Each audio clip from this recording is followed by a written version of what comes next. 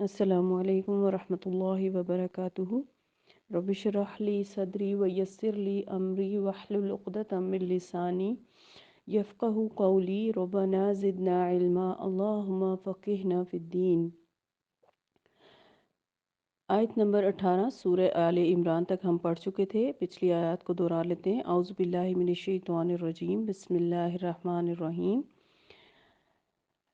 الذین یقولون ربنا اننا آمنا فاغفر لنا ذنوبنا وقنا عذاب النار۔ جو اللہ کے نیک بندے ہیں وہ اللہ سے دعائیں مانگتے ہیں، اے ہمارے رب، ہم ایمان لے آئے، لہٰذا ہمارے گناہ بخش دے اور ہمیں دوزخ کے عذاب سے بچا لے۔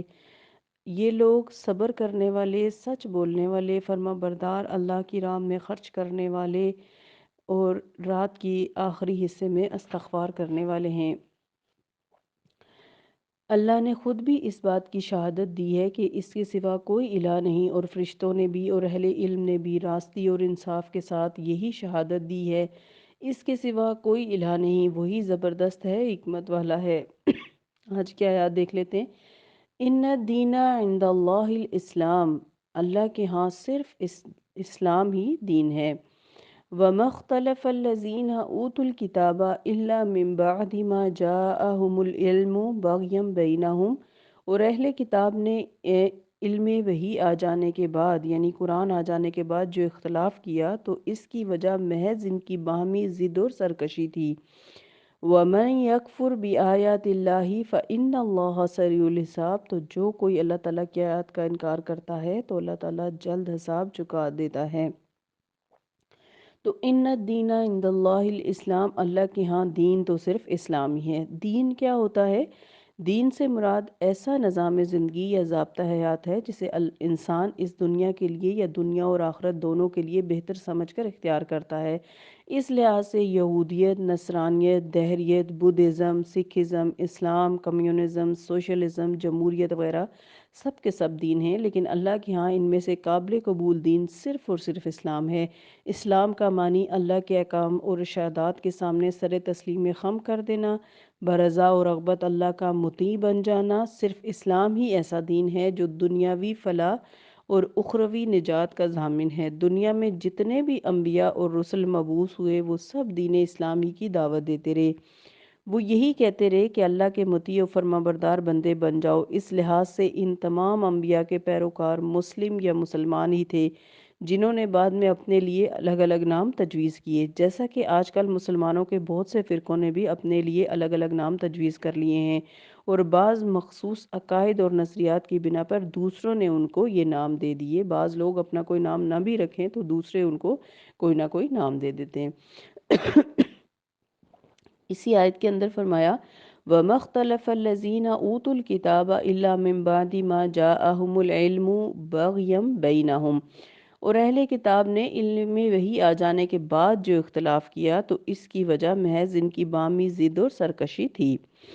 تو اختلاف سے مراد اہل کتاب کا باہمی اختلاف بھی ہو سکتا ہے اور دوسروں سے بھی، مثلا یہود کے فرقوں کا آپس میں باہمی اختلاف، عیسائیوں کے فرقوں کا آپس میں اختلاف، مسلمانوں کے فرقوں کا باہمی اختلاف، اور دوسرا یہ کہ یہود کا عیسائیوں اور مسلمانوں سے اور عیسائیوں کا یہود اور مسلمانوں سے اختلاف بھی مراد ہے۔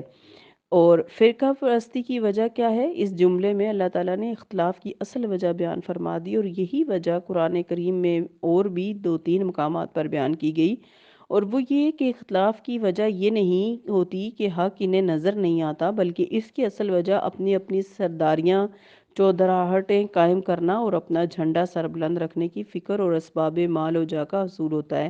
اس معاملے میں آپ جتنا بھی غور کریں گے، فرقہ بندیوں کی بنیاد میں آپ کو ذاتی اغراض و مفادات ہی نظر آئیں گے۔ حب جاہ و مال اور ذاتی مفادات، مثلا تورات اور انجیل دونوں میں رسول اللہ صلی اللہ علیہ وسلم کے مبعوث ہونے کا ذکر موجود ہے، اور ان کی نشانیاں بھی بیان کر دی گئی ہیں، اور اہل کتاب کو یہ بھی پوری طرح یقین ہو چکا ہے کہ کتاب میں مذکور نشانیوں کے مطابق وہی نبی آخر الزماں اور نبی برحق ہیں۔ اب اس نبی کے انکار کی وجہ محض ان کی اپنی سرداریاں ختم ہونا یا محض دوسرے دنیاوی مفادات کا ضائع ہونا تھا۔ ان باتوں کے علاوہ انکار کی کوئی دوسری وجہ نہیں تھی۔ لہٰذا اللہ ایسے لوگوں کا جلد حساب چکا دیتا ہے، اور اس آیت کا اطلاق مسلمانوں پر بھی بالکل اسی طرح ہوتا ہے جیسے کہ اہل کتاب پر ہے۔ یعنی اگر مسلمان بھی نام کے مسلمان ہیں اور دین اسلام پر عمل نہیں کر رہے، رسول اللہ کی تعلیمات کو نہیں مان رہے، تو ان سے بھی اللہ تعالیٰ جلد حساب لے لے گا۔ آیت نمبر 20، فَإِنْ حَاجُّوكَ فَقُلْ أَسْلَمْتُ وَجْهِيَ لِلَّهِ وَمَنِ اتَّبَعَنِ وَقُلْ إِنَّ الَّذِينَ يَكْفُرُونَ بِآيَاتِ اللَّهِ وَيَقْتُلُونَ النَّبِيِّينَ بِغَيْرِ حَقٍّ وَيَقْتُلُونَ الَّذِينَ يَأْمُرُونَ بِالْقِسْطِ مِنَ النَّاسِ فَبَشِّرْهُم بِعَذَابٍ عَلِيمٍ۔ پھر اگر یہ اہل کتاب ان اختلافی امور میں آپ صلی اللہ علیہ وسلم سے جھگڑا کریں تو آپ صلی اللہ علیہ وسلم ان سے کہہ دیجئے کہ میں نے بھی اللہ کے سامنے سر تسلیم خم کر دیا، اور میرے پیروکاروں نے بھی، اور ان اہل کتاب جو لوگ اللہ کی آیات کا انکار کرتے ہیں اور انبیاء کو ناحق قتل کرتے رہے، اور ان لوگوں کو بھی جو انصاف کرنے کا حکم دیتے رہے، تو ایسے لوگوں کو دکھ دینے والے عذاب کی خوشخبری سنا دیجئے۔ تو اس آیت میں فرمایا آپ صلی اللہ علیہ وسلم کو تسلی دی جا رہی ہے کہ اگر یہ اہل کتاب اور آپ سے جھگڑا کرتے ہیں تو آپ سے پہلے یعنی آپ ان سے کہہ دیجئے کہ میں تو خود اللہ تعالیٰ کے سامنے، اللہ کے احکامات کے سامنے سر تسلیم خم کر چکا ہوں، اور آپ یہ بھی کہہ دیجئے ان لوگوں سے کہ جو لوگ آیات کا انکار کرتے ہیں یا انبیاء کو ناحق قتل کرتے ہیں تو ان کے ساتھ اللہ انصاف کرنے والا ہے۔ یہاں ہمیں بتایا گیا ہے اہل کتاب کا رویہ کہ یہود اور قتل انبیاء، یعنی یہود انبیاء اور صالحین کے قتل ناحق کا کام دور نبوی کے یہود نے نہیں کیا تھا۔ یعنی جو یہود آپ صلی اللہ علیہ وسلم کے دور میں تھے، ظاہرہ انہوں نے تو نہیں کیا تھا کیونکہ آپ صلی اللہ علیہ وسلم سے کے مبعوث ہونے سے بہت عرصہ پہلے تک نبوت کا سلسلہ رک چکا تھا، تو بلکہ ان کے جو اسلاف تھے انہوں نے کیا تھا، اور یہ واقعات اتنے مشہور اور معروف تھے کہ کسی کو مجال نہیں تھی کہ انکار کر سکے۔ پھر چونکہ دور نبوی کے یہودی اپنے اسلاف کے ایسے کارناموں پر راضی اور خوش تھے، بڑے فخر کرتے تھے، لہٰذا قرآن نے بجا طور پر انہیں مخاطب کیا۔ روایات سے معلوم ہوتا ہے کہ بنی اسرائیل نے 43 پیغمبروں کو ایک ہی دن صبح کے وقت قتل کیا۔ یہ کام بنی اسرائیل کے علماء اپنی حکومت کے ساتھ ملی بھگت کے ذریعے سے سر انجام دیا کرتے تھے، جیسا کہ انہوں نے سیدنا عیسیٰ علیہ السلام کو حکومتی سطح پر سولی چڑھانے کی مذموم کوشش کی تھی۔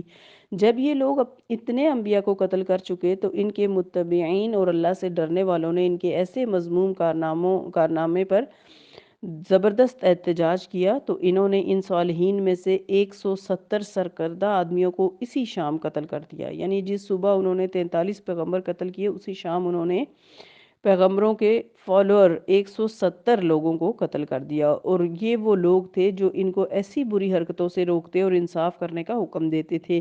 ان انبیاء کے قتل کرنے کا اصل سبب وہی تھا جو قرآن نے واضح الفاظ میں بتا دیا کہ انبیاء کی اطاعت کرنے سے ان کا اپنا جاہ و اقتدار خطرے میں پڑ جاتا ہے، لہٰذا انہوں نے اپنی سرداریاں اور چودراہٹیں بحال رکھنے کی خاطر انبیاء اور صالحین کو قتل کر دینے ہی میں اپنی عافیت سمجھی۔ انبیاء کا قتل بہت بڑے گناہوں میں سے ہے۔ سیدنا ابو عبیدہ رضی اللہ عنہ نے ایک دفعہ رسول اللہ صلی اللہ علیہ وسلم سے پوچھا کہ قیامت کے دن سب سے زیادہ سخت عذاب کس کو ہوگا؟ آپ صلی اللہ علیہ وسلم نے فرمایا جس نے کسی پیغمبر کو قتل کیا یا اچھی بات کہنے والے اور بری بات سے منع کرنے والے کو۔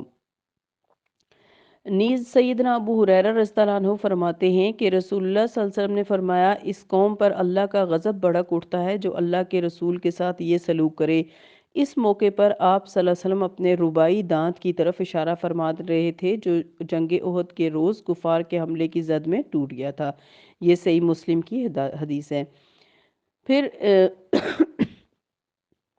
اس آیت میں فرمایا گیا کہ ایسے لوگوں کو جو ہے وہ برے عذاب کی خوشخبری سنا دیجئے۔ یہود کے لیے خوشخبری کے لفظ کا استعمال تو بطور طنز ہے، اور جو دردناک عذاب انہیں اس دنیا میں ملا اس کا اجمالاً ذکر ہم پہلے کر چکے ہیں۔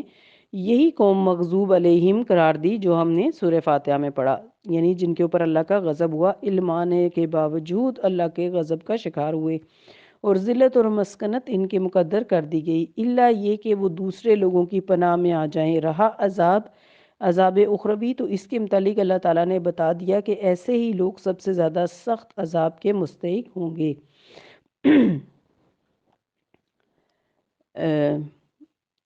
آیت نمبر 21، اولئک الذین، یہی لوگ ہیں، حبطت، ضائع ہو گئے، اعمالہم، ان کے اعمال، فی الدنیا، دنیا میں، والآخرتی، اور آخرت میں، وما لہم من ناصرین، اور کوئی بھی ان کا مددگار نہیں ہوگا۔ تو یہ کون سے لوگ ہیں جن کے اعمال دنیا اور آخرت میں ضائع ہو گئے؟ یہی لوگ جنہوں نے انبیاء کو قتل کیا، امر بالمعروف و نہی عن المنکر کرنے والوں کو قتل کیا، اور پھر اس کے اوپر اپنے گناہوں پر جو ہے وہ پچھتانے کے بجائے ان پر فخر کرنے والے لوگوں کے لیے کہا جا رہا ہے کہ یہی لوگ ہیں جن کے اوپر اللہ تعالیٰ کا غضب ہوا۔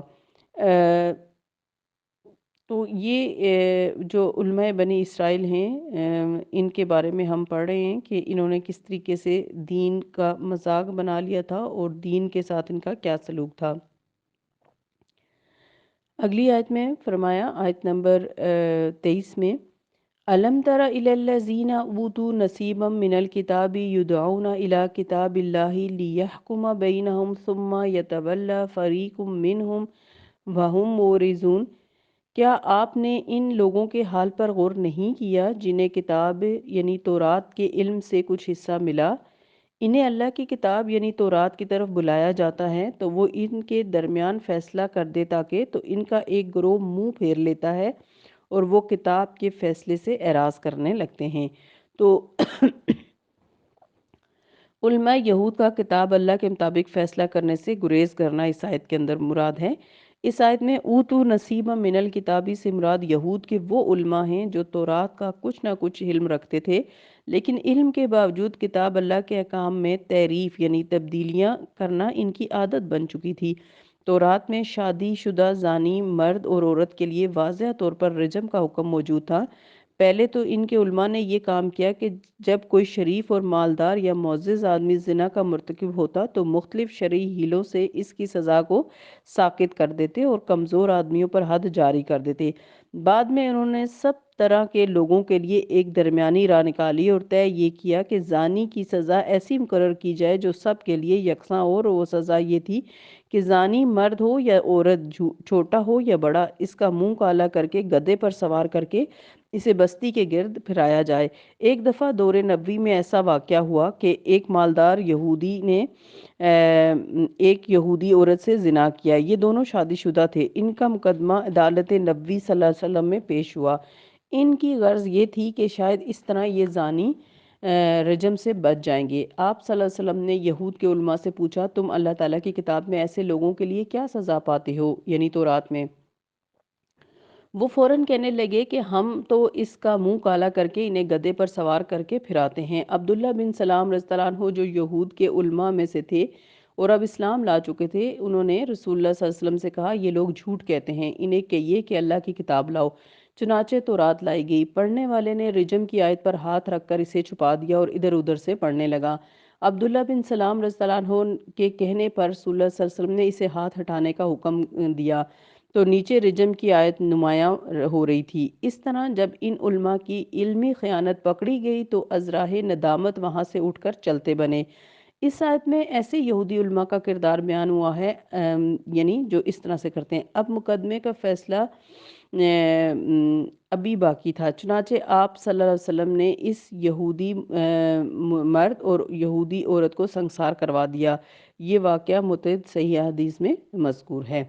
تو اس سے یہ پتہ چلتا ہے کہ کیسے یہود جو ہیں وہ اپنے آسمانی کتاب جو اللہ تعالیٰ نے انہیں ہدایت کے لیے دی تھی اسے کس طریقے سے چھپا رہے تھے، اور کیسے اپنی مرضی کے احکامات لوگوں کو بتا کر اپنی مرضی کا دین لوگوں میں پھیلا رہے تھے۔ اور اس کی وہی وجہ ہے جو ہم نے پیچھے پڑھی ابھی، کہ اس کے پیچھے ان کے اپنے ذاتی مفادات موجود تھے۔ تو ابھی یہ ذکر چل رہا ہے، انشاءاللہ کل کی تفسیر میں بھی یہی ذکر ہم کریں گے، علماء یہود کا جو بگاڑ تھا۔ لیکن اس بگاڑ کو ہمیں پڑھانے کی وجہ یا ہمیں اس سے کیا حاصل ہوتا ہے، وہ یہ کہ آج مسلمان اور مسلمان علماء کے اندر بھی یہی چیزیں آ چکی ہیں کہ قرآن پاک کی اپنی مرضی، اپنے مطلب کے مطابق تفسیر کرنا اور لوگوں کو اصل دین سے دور رکھنا۔ اسی لیے اللہ تعالیٰ نے دین جو ہے وہ صرف علماء کے لیے یا مولویوں کے لیے نہیں بنایا، بلکہ ہر انسان کو ذاتی طور پر دین کو پڑھنے کے لیے قرآن پاک کو سمجھ کر پڑھنے کا حکم دیا، تاکہ اس پر صحیح طریقے سے عمل کیا جا سکے۔